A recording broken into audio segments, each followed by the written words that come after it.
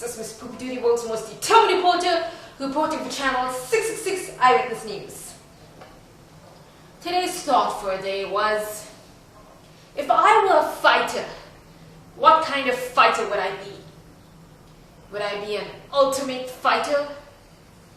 Would I be a boxing fighter?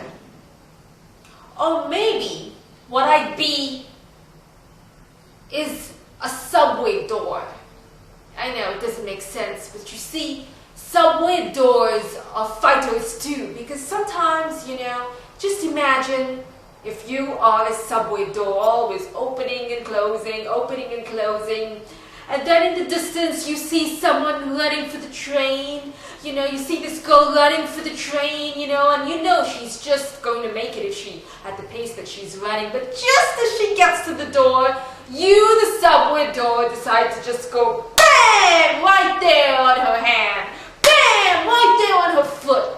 Imagine that. Now, isn't the subway door a fighter? And no matter how many times, the passenger is trying to fight back with the doors and push the door and squeeze the door, just trying to get in, you'll notice that the passenger is always stuck.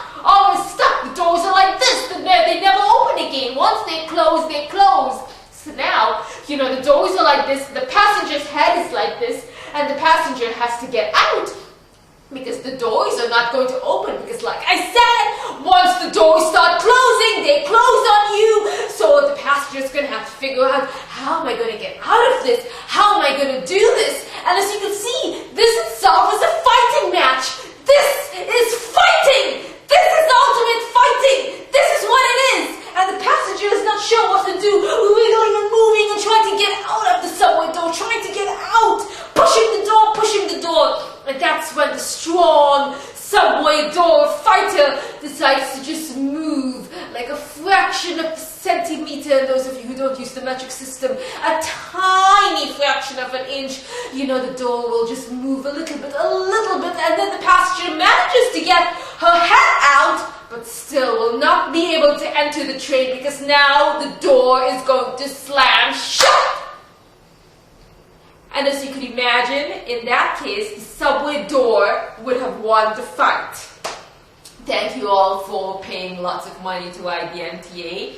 $2.50 may not sound like a lot, but when you do it a couple times a day, it does add up. Yes, it does. And especially if you're on the subway, you get mugged, and your iPhone, iTouch, and all that gets stolen, then you're down like another $1,000, $2,000. So you know what I mean? It adds up.